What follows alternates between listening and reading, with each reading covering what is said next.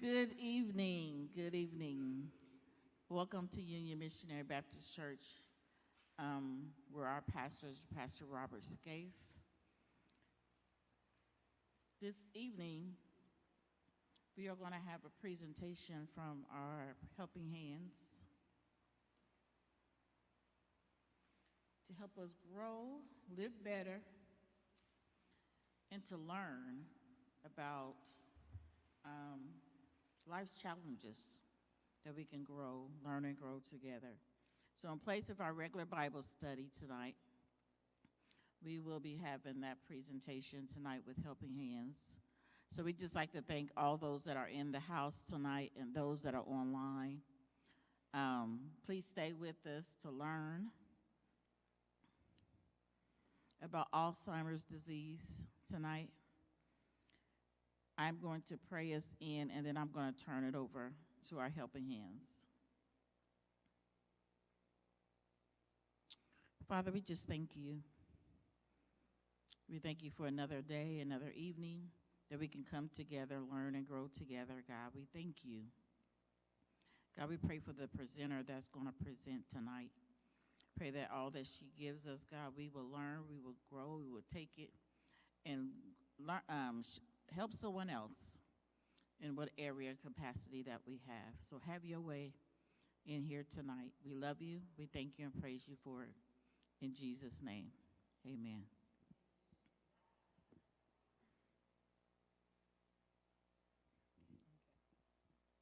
You guys, I want to introduce you to my friend, Curita Westbrook. She's a family nurse practitioner at IU Health. And I didn't know this, but it's over in the imaging center over off of West Side Park.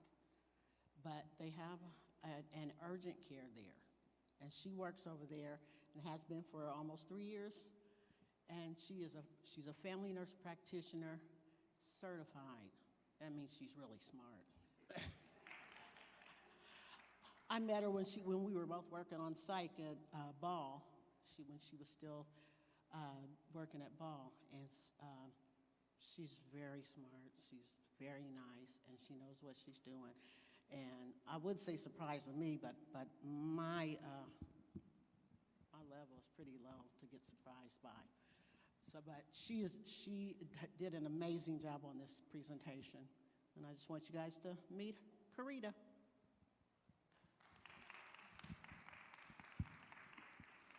Hello, everyone. Thanks for having me. So today I will be presenting on dementia and delirium and the differences between the two.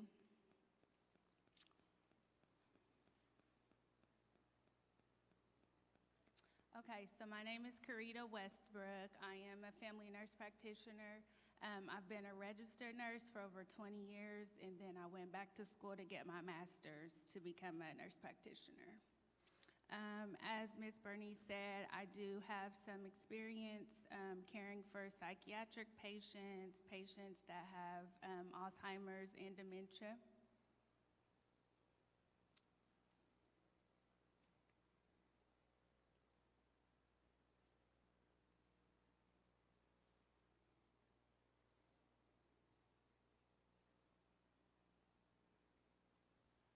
Okay, so a lot of people confuse Alzheimer's and dementia. So dementia is a group of symptoms, and it's associated with the decline in memory, reasoning skills, or thinking skills, and it is not a normal part of aging. So just because you age, it is not normal for you to lose your memory, your thinking skills. Dementia is abnormal and is caused by a damage to brain cells.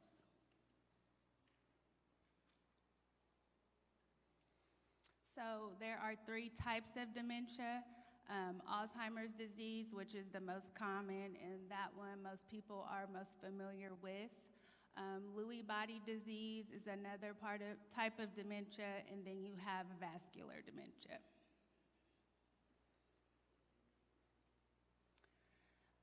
So once again, Alzheimer's disease is caused by a damage to brain cells. So it's just a very complex process that happens over time. It's been said that Alzheimer's disease actually starts in our 30s, and then by the time that people show symptoms, it's like in the late 60s or older. But the symptoms do gradually worsen over time.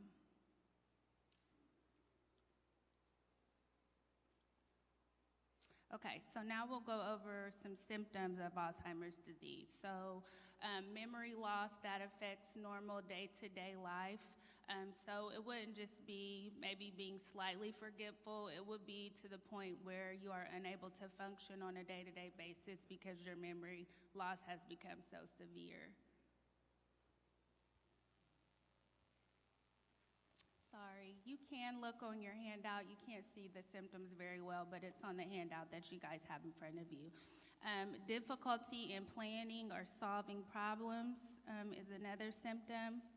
Difficulty completing tasks that are familiar to you and that you should know how to do. Trouble understanding visual and spatial relationships. So a good example of this would be people who have Alzheimer's disease when they're driving, they may have a hard time judging distance. So like if a car is coming and they're trying to turn, they may misjudge how close the car is coming and they turn out in front of the car, causing a wreck. So that would be a good example of difficulty understanding visual and spatial relationships. Confusion with time and place, difficulty speaking, so they're having a conversation and they cannot find the correct words to carry on an appropriate conversation. They have trouble actually writing, have a problem with writing down the correct words, writing their name, things like that. Misplacing things and then losing the ability to try to backtrack to remember, okay, where was I when I walked in the house? Did I come in the kitchen? Did I go into the bathroom? They don't have the ability to retrace their steps to find that missing item. Decreased or poor judgment, withdrawal from social or work activities. So people who have Alzheimer's, they are aware that their memory is going. They are aware that things are not how they used to be, and so it's embarrassing. They don't want to be around others, and so they will just kind of stay to themselves or try to hide the symptoms that they're experiencing. And then changes in mood or personality, and again, this also comes from embarrassment.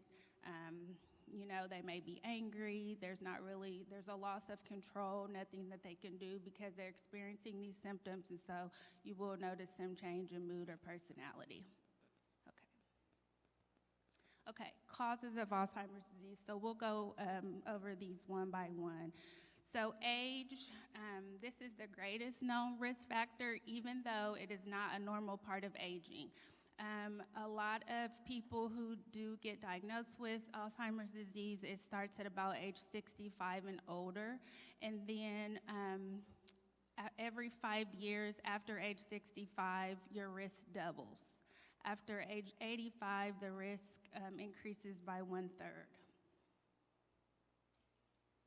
And then family history. So anyone who has a parent, brother, or sister with Alzheimer's disease have an increased risk of developing Alzheimer's, and then your risk increases even more if you have more than one family member that has Alzheimer's disease. Genetics. And then modifiable risk factors, so those would be things like sleep, smoking habits, hypertension or high blood pressure, diabetes that is poorly controlled. So all these risk factors can be changed. So that means keeping your blood pressure under control, managing your diabetes appropriately, not smoking or vaping, and then getting adequate sleep.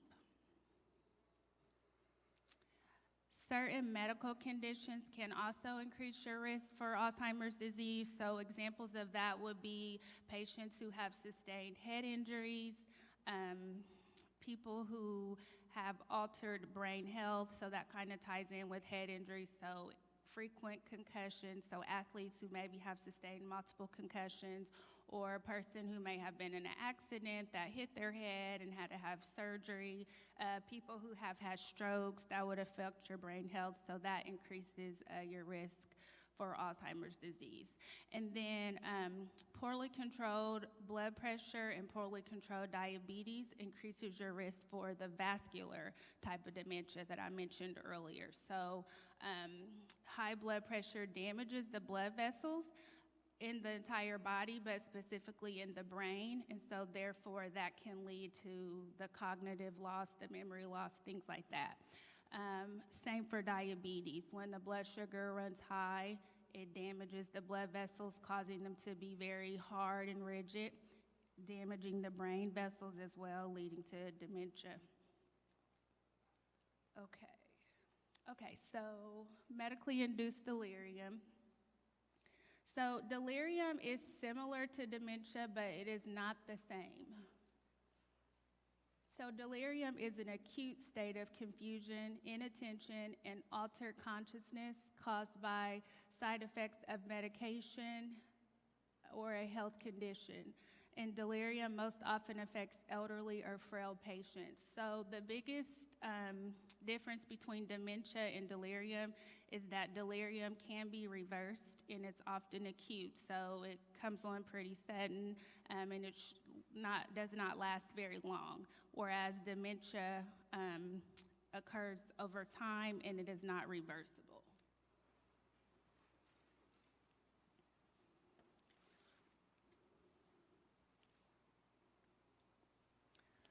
Okay, so delirium can be caused by infections, so urinary tract infections, wounds on the body that are infected. These things can affect the brain and cause patients to develop symptoms that are very similar to dementia. So sometimes people will have delirium, but it can be misdiagnosed as dementia. Medications, I'll go over some common medications that can cause delirium here in just a minute. Metabolic and organ issues, so this would be things like if a person has liver disease and the liver is not filtering out toxins as it should, they start to build up in the body and it can cause patients to have symptoms of delirium. Hospitalizations or surgery. So when a patient that is elderly is taken out of their normal environment and placed into the hospital, it can cause them to become confused, act out of character, and display symptoms of delirium. And then surgery, due to all the anesthesia, pain medications that patients are given during surgery, it can affect the mind and cause patients again to exhibit symptoms of delirium. Substance use would be any type of illegal or illicit drugs.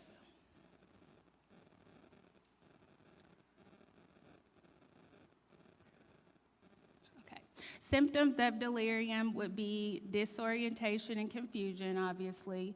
Unusual thoughts. A patient may have an inability to concentrate as they normally can.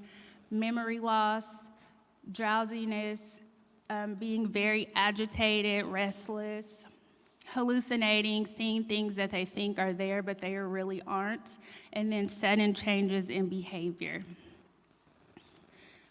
And so now I will go over some of the common medications that can cause delirium. So anticholinergics, so these would be medications such as Benadryl. A lot of people take Benadryl to sleep, which, side note, you should not do that. Benadryl is known to cause memory loss. It can speed up the onset of dementia. So if you take Benadryl to sleep, I would advise you not to do that. But Benadryl can acutely cause delirium. So let's say you took Benadryl because you had an allergic reaction, a rash, something like that. In elderly or frail patients, it can cause some signs of delirium. And then muscle relaxants can also be a common drug that can cause delirium.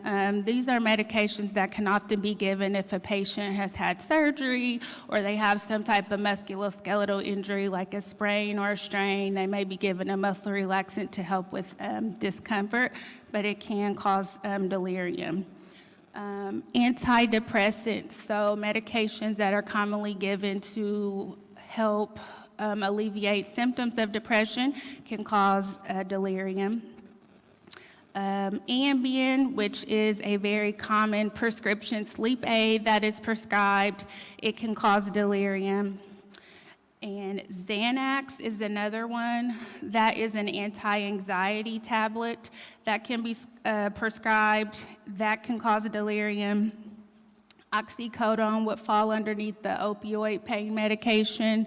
That is a very common pain medicine that patients who have chronic pain are prescribed.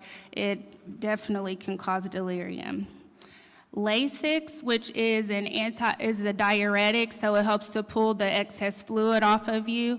A lot of people are prescribed this medication, but it can cause delirium. So if you are on that medication or one of your loved ones, you just want to be mindful of that.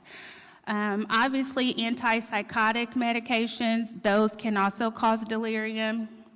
Pepsid, which is a very common medication that patients may take if you have heartburn or acid reflux. It is sold over the counter, but it is known to cause delirium.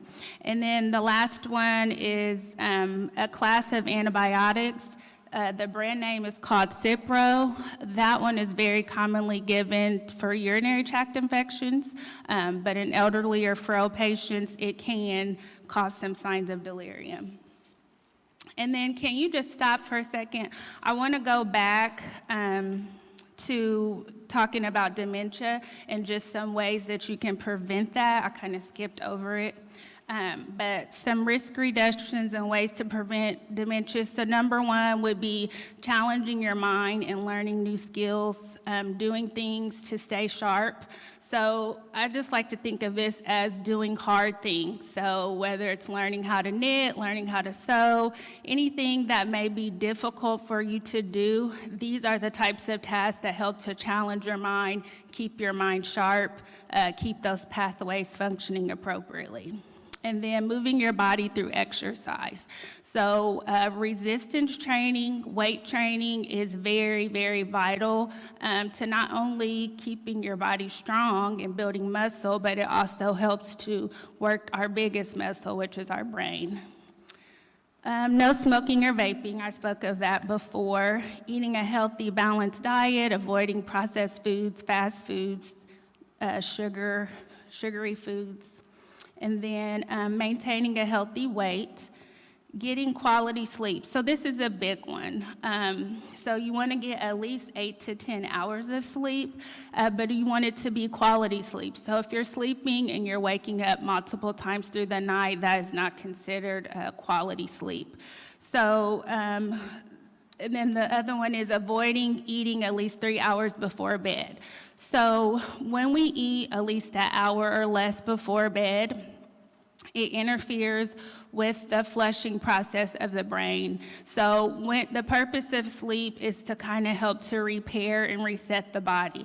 So at night, our brain just kind of flushes out all the waste, but if we eat just before going to sleep, the blood that the brain needs to flush is diverted to the gut to digest the food that we have just eaten. So therefore, the brain is unable to flush out all of the waste that accumulates over the course of the day. So that is the real big reason why you should avoid eating at least 3 hours before bed, is just so all the blood flow that the brain needs, it can be there in order to flush out the waste. Over time, if that waste is not flushed out, it accumulates in the brain and causes plaques, and these plaques have been found in the brains of patients that have Alzheimer's disease. So that's the big important thing with that.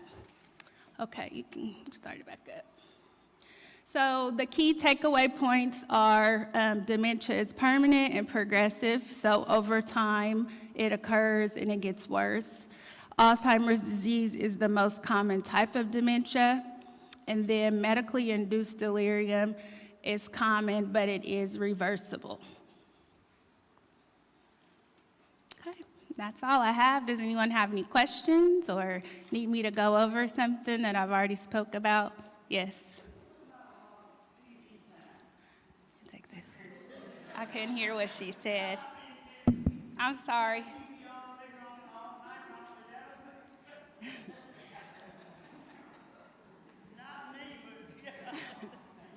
Yeah, I'm just, you was talking about all the other, to keep your brain, your skills in your brain, and I like to work puzzles, and I read a lot.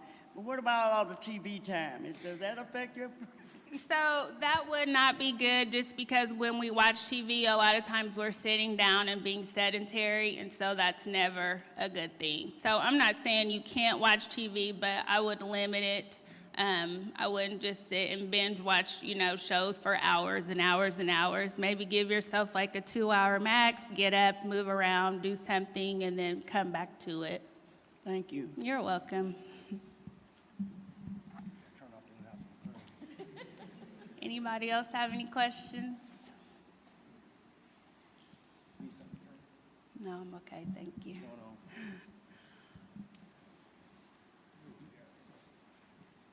No, you got a question. No?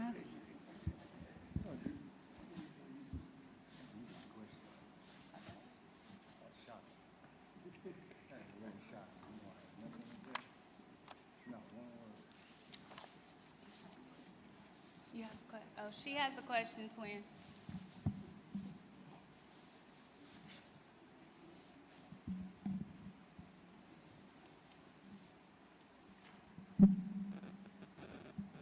So you talked about processed food, and that seems to be all you can get, in the stores, probably more processed food in the stores than it is real food. So, like, the cheeses and the things that they prepare, how is it we can tell what we shouldn't eat?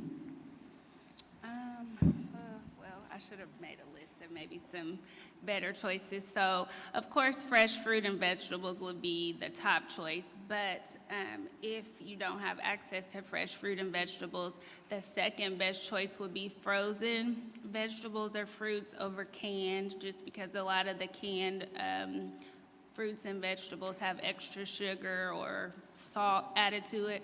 Now, canned goods are not bad, and you can choose canned goods that have lower sodium or no salt added. There's frozen fruits that'll say no additional sugar added or no added sugar. Those would be better choices versus the ones that do have added sugar or regular amount of salt, because the sodium levels are usually a lot higher in the canned foods.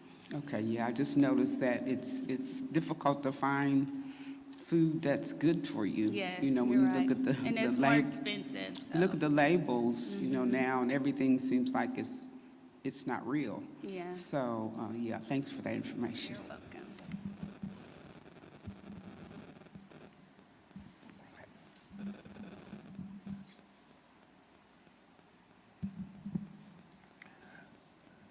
On the first page there, we say symptoms of Alzheimer's disease. And this is me all over. Misplacing things and losing the ability to retrace step. I hate to say that, but I've been like that all my life. I can leave the kitchen, go in the living room, and I say to myself, why I'm in here? What I'm doing in here? Then it comes to my sense what I come to get. So I've been like that all my life, though. But I didn't know being a diabetic like I am, I didn't know that affects your brain. And I do have high blood pressure, too. But I didn't know that affect your brains too, you know. Yes. But, So if you are keeping your blood pressure controlled, so obviously taking your medication, monitoring your blood pressure so you kind of know where you stand, because just because you take blood pressure medicine, that doesn't mean that it's properly controlling the blood pressure. So checking it periodically, at least 1 to 2 times a day, just so you kind of know what your blood pressure is running, is very good. But if your blood sugars are well controlled, your blood pressure is well controlled, then that keeps your risk lower versus patients who just don't manage their blood pressure or blood sugar appropriately. Okay, I got one more question. Sure. When I lose my keys, can't find my glasses, my sippy cup, do that mean do I have Alzheimer? No. Okay, thank you. His cup every time he takes a shot. Oh, he has a question, twin.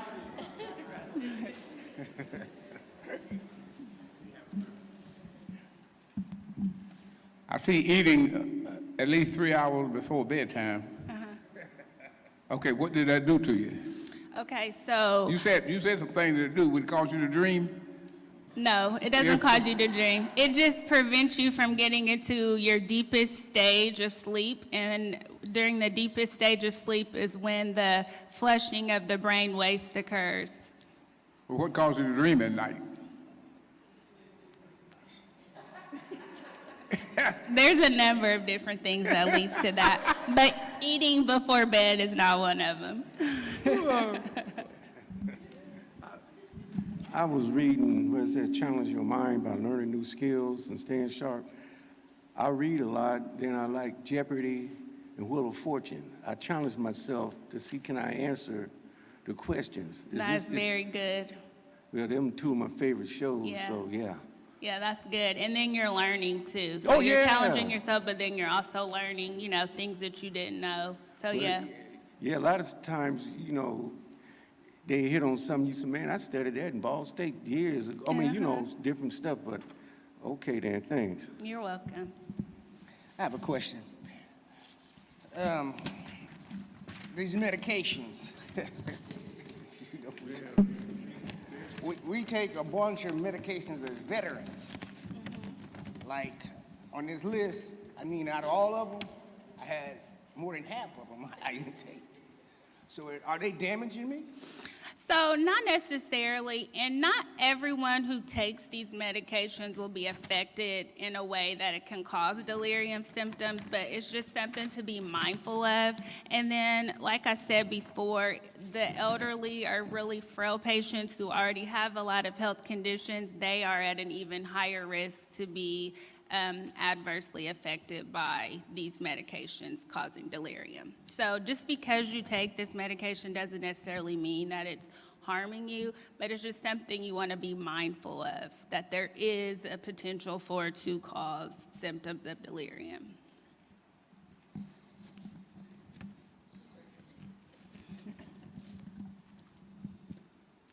Okay, I have 2 questions. Okay. One, you were talking about the different things that would, vascular dementia. Mm-hmm. I'm trying to think how to ask the question. I have a vascular disease, which is hemiplegic migraines. Okay.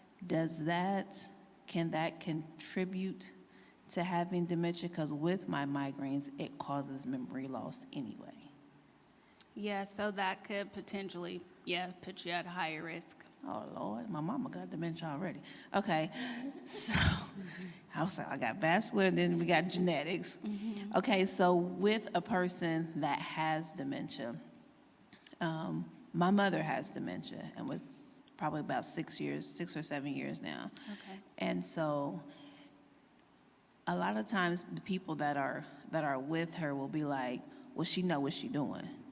And like me, I'm like, once you are diagnosed with dementia, everything she does is dementia related. Is that true? I think that's something, I have experience taking care of some patients where I feel like at times it does appear that they have some periods where they're kind of lucid, and they may, for a short period, seem to be aware of maybe the current situation, or you ask them a question and they answer it appropriately, whereas prior to that, you're like, usually, you know, they wouldn't know what to say, but I asked the question this time and they did. So I believe that it can be transient as far as maybe one random day they may be aware. Miss Bernice, she can help me out with this. I don't know, have you ever experienced that? Yeah.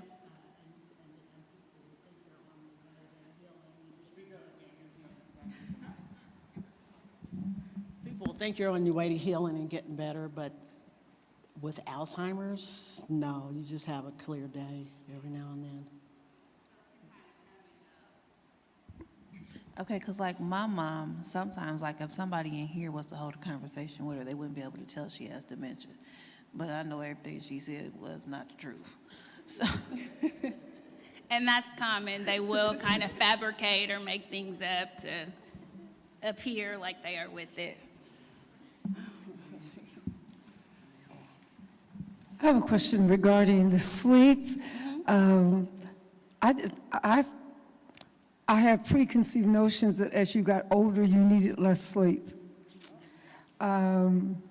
Because I probably don't get more than 5 hours. If I get that much, I feel like I can function. Anything under 5, I have some difficulty. But sleep doesn't come easy for me. It's hard for me to wind down and get really good sleep. And especially if it's light outside, it's like, you need to be up doing something because it's light. So when you said 8 to 10 hours, I was like, I can't remember the last time I've slept 8 hours. And I know I need, and I don't take naps. I'm not a nap person. So I'm not quite sure how to get, I do try to watch my food so that it has time to digest before I go to sleep. But it is very difficult to do a deep sleep. I wake up during the night, even during that 5-hour period, ask Alexa what time it is, and if it's not time to get up, then I go back to sleep. So it's just an in and out pattern. I'm not quite sure if I need to drink something warm or just something to get, you know. Have you tried any type of sleep aids like melatonin or anything like that?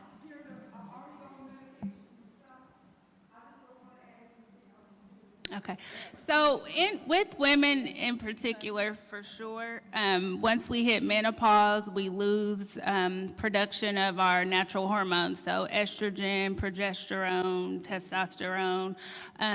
Progesterone is very pivotal in helping with sleep. So that is something that you may want to speak with your doctor about, because menopausal women sometimes can be supplemented with progesterone, and one of the side effects of it is aiding in sleep. So that may be something that you can speak with your doctor about, and it may be beneficial in helping you to get not only more sleep, but like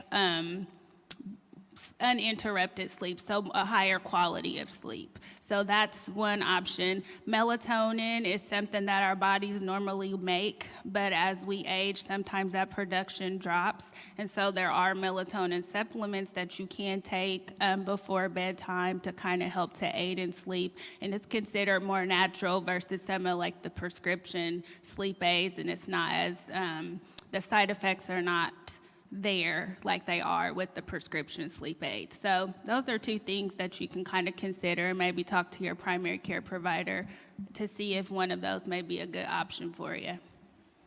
So You're welcome. I didn't think that melatonin, you can stay on it for like so long before it starts. Because we got one who takes melatonin when we want him to go to sleep. He gets immune to it after the 3rd day. It doesn't work. Yeah, you can develop a tolerance, and sometimes then you have to increase your dose or take what we call like a drug holiday. So that would be not taking it for a while Yeah, and and then put 'em going back back to it, yeah. And then they do have some nighttime tea, and I know you like tea. So they do have a nighttime tea. Yeah, he's right. One of the other things that helps with the sleep is the sleep hygiene. Can you talk about that? Okay, so if you're not sleeping very well at night, Don't watch the television until you feel sleepy. Turn your television off. Get your body relaxed. Do something that's going to ease you into sleep, not just go, go, go, and then all of a sudden, why am I not asleep? Because I just turned off the television. I just got through eating this. I just got through doing this. You have to actually have a sleep hygiene to get yourself ready to go to sleep. Yes, and I will piggyback off of that. That was a good point, Ms. Murdy. So the lights from our cell phones, tablets, TVs, the blue light, that disrupts our normal circadian rhythm. So it's basically not allowing our bodies to wind down, to settle down at night.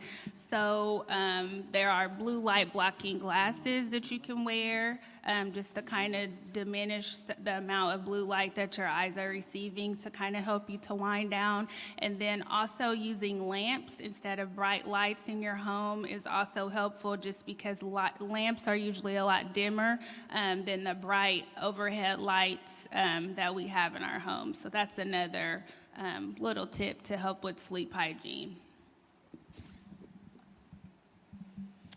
Sister Angie, last week, Dr. Lloyd had said that we should consider taking our vitamin D at night because it helps with sleep. Now, I was like, that's too easy. But I can tell you, I started taking my vitamin D at night, and I've been sleeping better. Now, whether that is psychological, but I will say it really did help. It really did help. I can sleep now until at least 5 o'clock in the morning.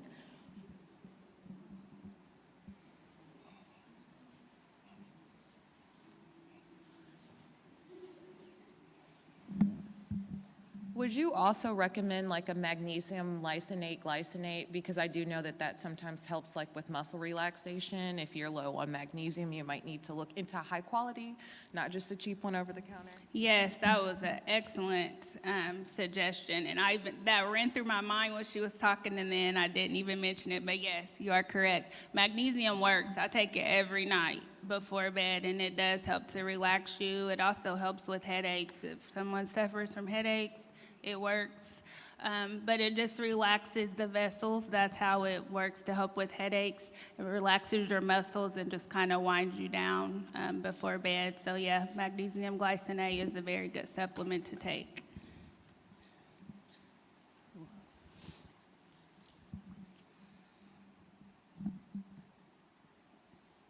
I have a question from our pastor. He wants to know about the benefits of creatinine in relation to Alzheimer's. Creatinine is very good for brain health and also building muscle. So yes, that is another supplement. I think it's like 5 grams a day. It usually comes in a powder that you can mix in like drinks. But yes, it does help to strengthen your brain health, and so leading to a lesser risk of Alzheimer's. Oh, and with the vitamin D,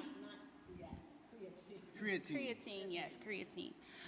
With the vitamin D too, low vitamin D levels is another risk factor for Alzheimer's. So if you have your vitamin D levels checked and it's low, you want to make sure you're following instruction of your doctor and supplementing to keep that where it needs to be, because it does put you at risk for Alzheimer's with the low vitamin D.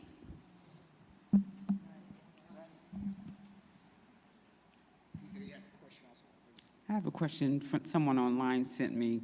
They wanted to know, does heavy metal being in your body cause anything like dementia or Alzheimer's? Yes, I would say so. It can cause a lot of different problems in your body, but yes, definitely affecting the brain. Okay, thank you. You're welcome.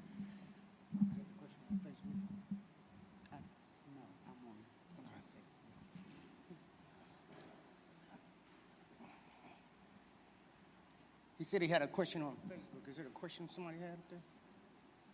No, it was another one. Okay.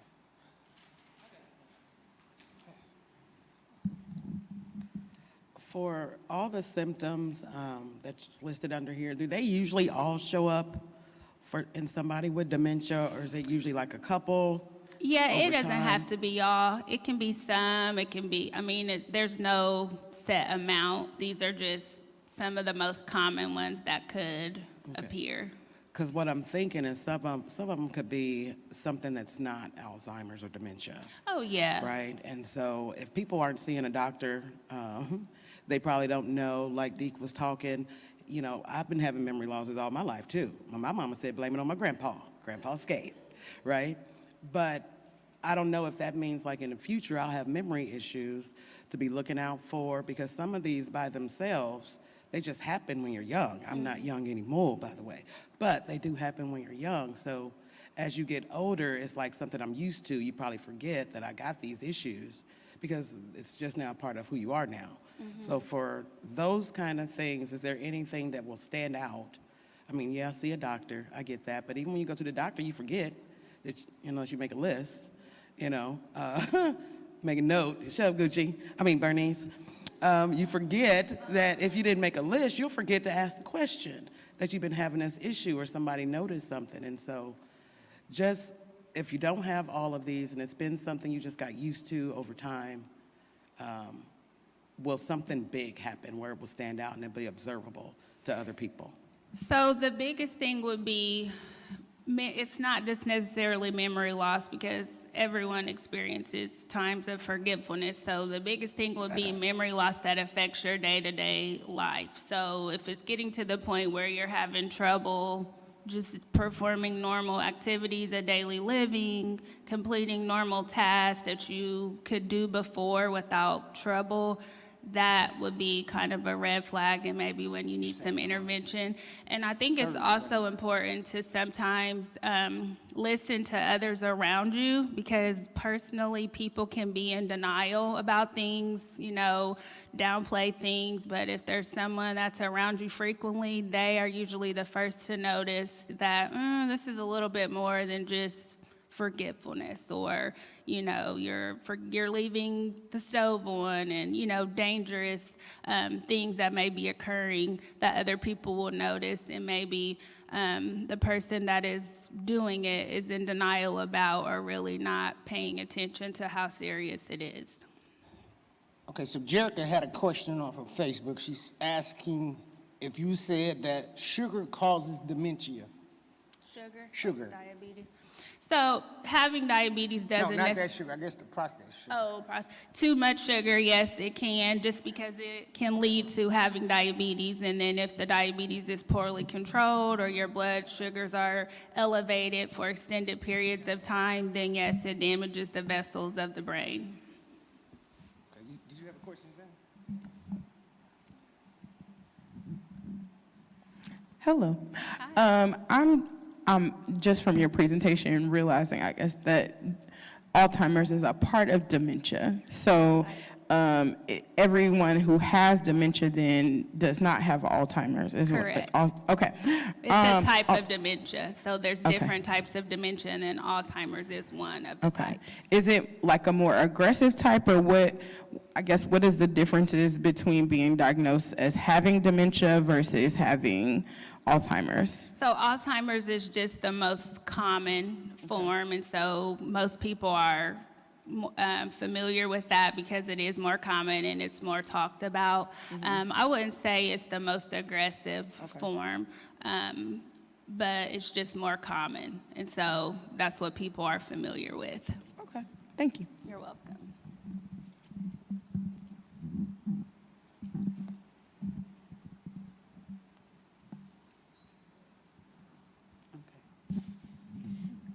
Okay, additional question on the heavy metals. How should a person deal with heavy metals that are in their body or safely? So you would have to have blood testing performed to see exactly what type of heavy metals you have, and, you know, if the levels are at a number that is considered dangerous. And then there are all different types of ways that you can rid your body of the heavy metals. I'm not real well versed on that or familiar with that, but you will have to start first with the blood test to see what heavy metals you have in your body and then how high the levels are. Okay, then one more question. Yeah. About parasites, how do you cleanse those from your body? Again, there are prescription medicines that can be given, but I'm not familiar with like what kind, how much, how long. There's also lots of herbs that this is starting to become a more buzz topic, so to speak, with parasite cleanses. People are becoming more aware that a lot of symptoms and diseases, the root cause is parasites.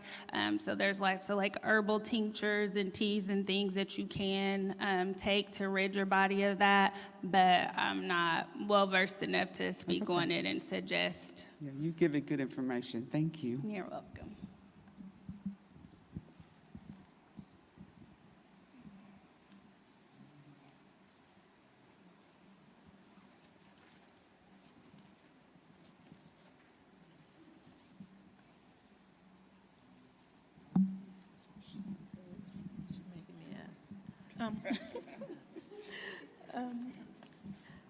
How does short-term memory tie in with dementia and Alzheimer's? So the short-term memory is the first to go. A lot of times patients that have dementia or Alzheimer's, their long-term memory may still be intact. Eventually it all goes, but the short-term is the first to go. But the long-term memory can still be there.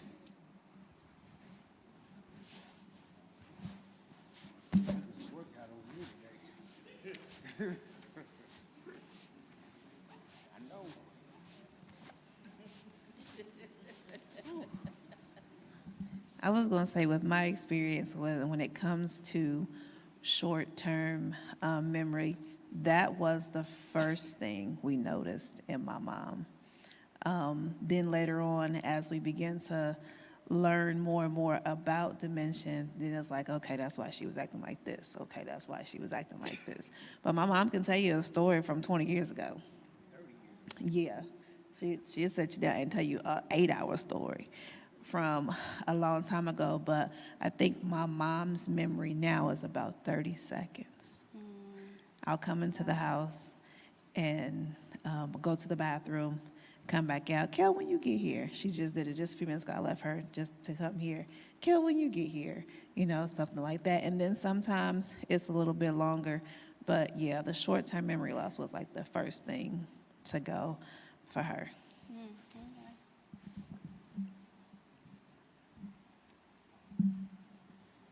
Crowd today. They all ask some questions. I've got a question. You had mentioned about Pepsid and the acid reflux medication, and I do take an acid reflux, not because of so much what I eat, because I can drink water and get acid reflux. It's the esophageal stuff that's going on. But you mentioned Pepsid, and I don't take that one, but I do take like an Imprazole, you know, that I use. So I'm really afraid of some of these acid reflux medications. I was on pantoprazole for quite a while, and then I went to my doctor and said, this medication, it tells me that you shouldn't be on it for long periods of time. And he says, well, your situation is more detrimental for you not to be on it. But he did say I could take it over the counter, so I did switch. But what makes the difference between this Pepsid and any other acid reflux medication? So Pepsid falls under a class that's called a H2 blocker, and so it's just the mechanism of how this particular acid reduction medication works compared to other classes. So it doesn't necessarily mean all of them can lead to delirium, but Pepsid is an H2 blocker, and so that class has been identified as potentially causing some symptoms of delirium. I don't know if you mentioned it, maybe I was writing if you did, but how long does delirium last when somebody has an episode of delirium? So it all depends on what the underlying cause is. So like for instance, if it's due to infection, so if a patient has like a urinary tract infection, so until that infection is addressed and treated appropriately and eradicated, then the patient can continue to have those symptoms until the underlying problem is addressed. And so that's what makes it reversible, is because once the root cause is identified and once you fix that, then that person should go back to their baseline cognitive status. Okay, part B, is there any time to get worried when somebody is, maybe they have an infection, a fever? I've heard of somebody that had a fever, a very high one, be delirious. I think we throw that word around, but I really think a lot of these symptoms, she was delirious. But is there any point in time where you start to get worried because maybe they can do something, I don't know, if self-harming, by accident, on purpose? Do we have to worry about somebody that's in a delirious state? Oh, for sure, because their judgment is impaired, and so, yeah, they're definitely at risk safety-wise of, just harming themselves and not even realizing that they're doing something that can cause harm to them. So my question is this hereditary? Like if it runs in your family for dementia or Alzheimer's, is it hereditary? Yes. So if you have a family member, one family member that has dementia puts you at high risk, but if you have more than one, then that doubles your risk. Is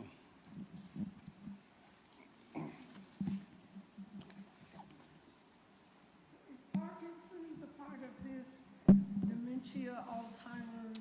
It's a little different. Patients who develop Parkinson's are at risk to develop dementia just because Parkinson's is a neurodegenerative disease, meaning it just starts to break down the brain, and so that breakdown of those brain cells can lead to dementia, but it's technically two separate things because not everyone who has Parkinson's develops dementia. It's just something that can happen. Is there some sort of like genetic testing that or genetic, I guess, for lack of a better word, any genetic type of things that are linked to dementia that you are aware of?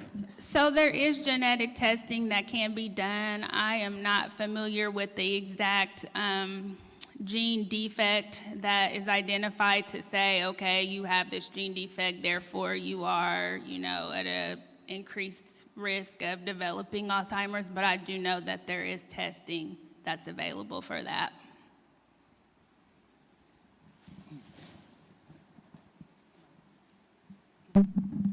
I want to piggyback off Xana's question about the testing. So is that something that a doctor would be like, I see some signs, or you tell them some signs and they'll go ahead and get it tested? Or is that something that's probably not covered by insurance? Like, how does that usually work, if you know?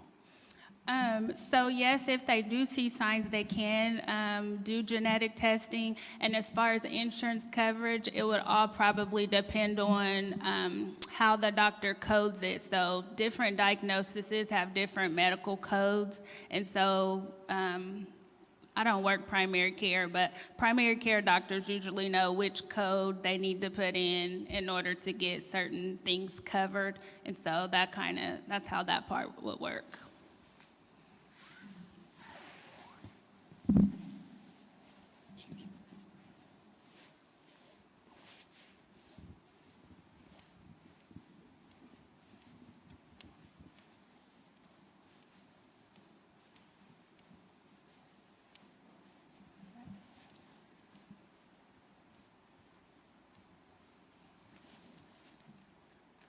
I knew you did. That's why I came up this way.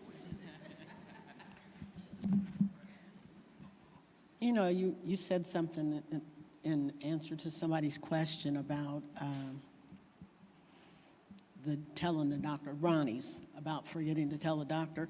But I think one of the important things is you have to remember that if you see a doctor, even every 3 months, they're seeing what you're presenting them with. They don't know anything that happened to you in between. So if you have something that you need to ask the doctor, do write it down. Yeah. I tell everybody, write it down. But if you're having symptoms of any symptoms of dementia at all, and the first one is forgetting, then the doctor's not going to know unless you have it right there. Like, like she said her mother has a 30-second one. I mean, unless the doctor's sitting there asking you a question and you can't tell him what you just told him 30 seconds ago, he's not going to be able to diagnose you with anything. You actually have to tell the doctors what's going on with you for them to be able, and then they have to do a lot of different things. They won't just say you have Alzheimer's. Yeah. They have to get through a whole lot of stuff, and a lot of times when it's the delirium, the doctor might start asking you if you're having problems forgetting, if you're having hallucinations or something like that. The doctor might ask you, how's this doing? How's this doing? Are you going to the bathroom okay? How's your urine doing? Because in older people, urinary tract infections are really, really high risk for delirium. And I worked on a dementia unit, and urinary tract infections are the ones that it just happens really fast. You see Alzheimer's coming slow. You see that coming. It just gets worse and worse, and you see it rolling along and getting worse. But with delirium, if you all of a sudden start acting really crazy, seriously, something else might be wrong, and that's where the doctor might question you. But if you don't tell the doctor anything that you think might be wrong, then he's not going to know anything, because he don't travel with you and he don't live with you. So, quick question. So what you're saying is we need to see a neurologist. He can tell you more, right? Your doctor? No. I mean, a neurologist, if he tells you to refer you to a neurologist.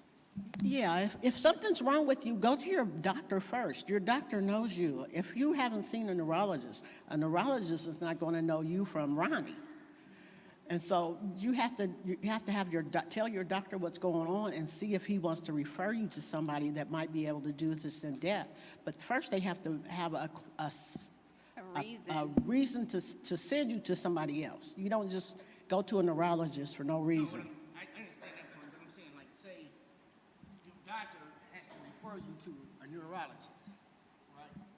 Okay, so if you have, like, my question is, if you have a history in your family, would you recommend you telling the doctor before he can have the neurologist give you a referral to a neurologist? Because there's also things called markers that, so is that? But if you have a history in your family, your doctor should already know that. And if he doesn't know it, always remind him. I mean, I always remind my doctor, hey, you know, both my parents died from colon cancer.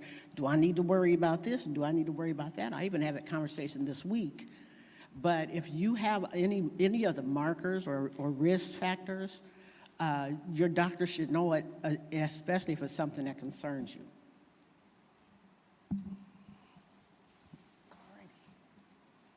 Another question back there.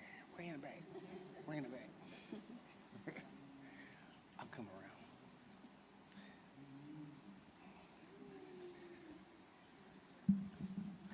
around. Hello. My question is really just about level of care or support for people who may have dementia, and how, like, who are the experts of that? How do you seek that out and determine, you know, what common things are best for those giving care to those who have been diagnosed with dementia? So usually patients require 24-hour care around the clock, just because their memory loss is so profound, and so safety is a big thing. So a lot of people are unable to provide that, so patients end up in nursing homes just because people have to work. They're unable to be with someone 24 hours a day. And then even if you are able to care for your loved one at home, burnout is a big thing because it's very mentally taxing on the caregiver to care for a patient with Alzheimer's, just because they are so forgetful. You're repeating things, you know, multiple times, things like that, and it's just very draining mentally. And you probably can expound on that as well. But yeah, they usually need 24-hour care, so a lot of them end up in nursing facilities. So with my mom, they definitely need 24-hour care because my mom has been down the street somewhere a few times. Actually, it was snowing outside. I have a cousin right now that is actually staying with her. She's moved in because I work, and like now I'm working 6 days a week, so I work a lot, and then I'm here a lot as well. So at first, she was staying at home by herself. And then when we stopped her from driving, the tree fell on her car, thank you, Jesus. But we stopped her from driving, that's when it became a really big thing because a lot of people with dementia experience paranoia. So she became very scared to stay at home by herself. Open doors scare her at night. Closed doors scare her at night. It just really depends. And so my cousin is staying with her now, but there is a number of us. I have a brother, he has kids and stuff like that. But I also got hooked up with a place called Lifestream.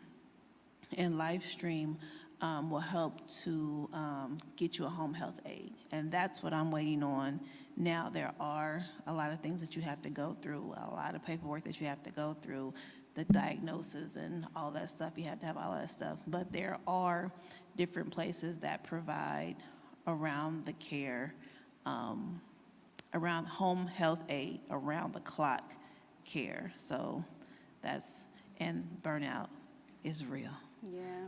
Burnout is very real, and you have to have patience. You have to have patience, and you have to understand that the person has dementia, and sometimes that is my hardest thing. I know I seen a woman on Facebook that has a group, and she was like, you do not argue with somebody with dementia. They got dementia, what's your problem? And I have to remember that, because my mama will argue you down. My cousin Dorothea, my mama, she already had a strong personality anyway. My mama will argue you down and be 100% wrong. But I just had to learn, not to argue with her. But definitely patience and burnout is, whew. So is it common for a person with dementia to become violent? Yes. So, I laugh about it now. And actually, for me, you laugh to keep from crying. But my mom has attacked me, I think, 5 times so far. She has attacked me with her cane. She has attacked me with her walker. She had a knee surgery. She had a knee replacement surgery. And when she going around the house, she can't walk. But when it was time to beat me up, she could run. But yes, they are very violent. And my mom thinks that she can still do a lot of the stuff that she cannot do. She still thinks she's going to buy her a truck and go to Georgia with my cousin. She just told me yesterday, I'm going to look up and she's going to be gone. I said, okay. And then she got mad. But yeah, they still believe, they're not aware that they can't do these things, because last they knew, they were doing these things. And that was 7 years ago.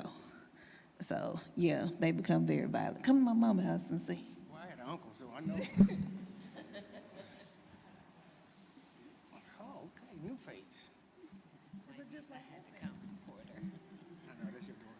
That's my niece, yes.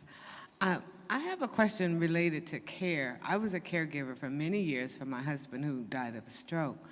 And the role of music was very good in helping, I guess, adjustment or dealing with some of the symptoms. Do you find that that's also true with those who have dementia or Alzheimer's? Yes, it can be very soothing and calming.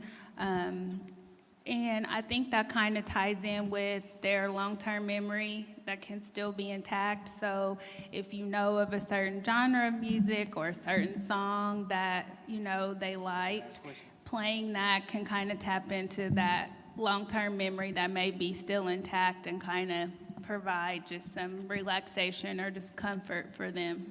So yes, to calm them down, yes.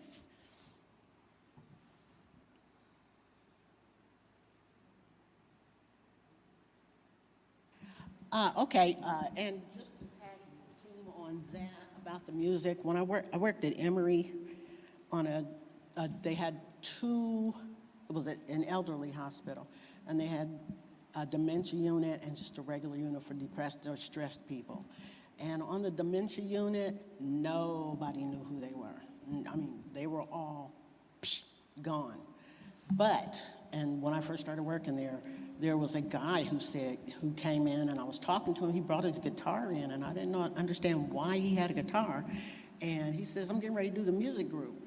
And so he went and rounded up a bunch of people who just wandered or just sat without talking. Some of them didn't talk at all. And he rounded them up, and he brought them over in this little group. And he started singing really, really old songs. And they started singing with him. I mean, some of those songs were from the 1920s that I never heard of before. But they knew the words, and they were singing with him, and it turned into a little dance group, and he started getting a little bit livelier. But they didn't forget that. They didn't know where they were, and they didn't know who they were or who we were, but they didn't forget that music. Anybody have any more questions? Okay. So thank you for coming out. This is a great, great audience. Thank you, Curita, for knowing so much. Helping Hand wants to thank everybody. We do our presentations twice a year in March and October, and so the next one is going to be in October. Thank you, Mrs. Martin, for leaving me up here. I said I was going to run. And Mrs. Martin wants to know, the Helping Hands will take a offering. If you want to, we'll have somebody stand at the back of the church if you want to leave an offering, back or the front or sides, if you want to leave an offering. And that's all I have to say. Anything else?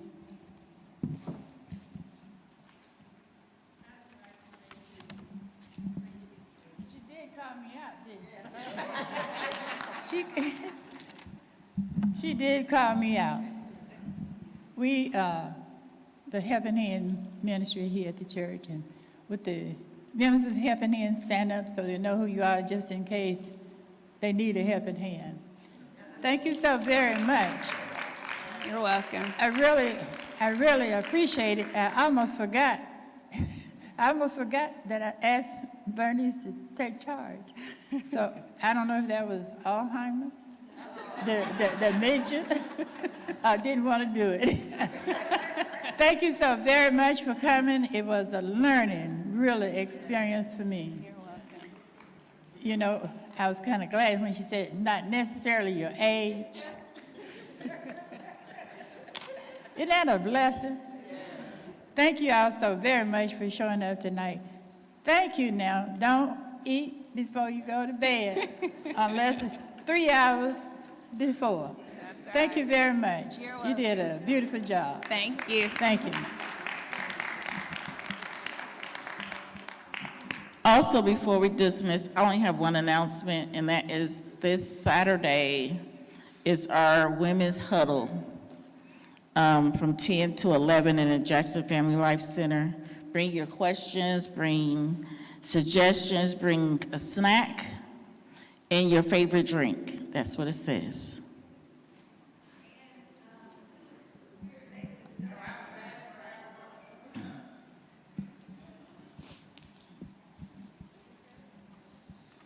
I wanted to add to the announcements that the Spirit of David Dance Ministry is still asking for donations for our conference in June. Amen. Well, I'm going to pray us out, and then we're going to be dismissed. Father, we just thank you. We thank you for this great turnout tonight. We thank you for all the questions, for all the learning. Lord, we just thank you that everything that we've learned, everything that was discussed, God, that we will take to heart and be able to help someone else.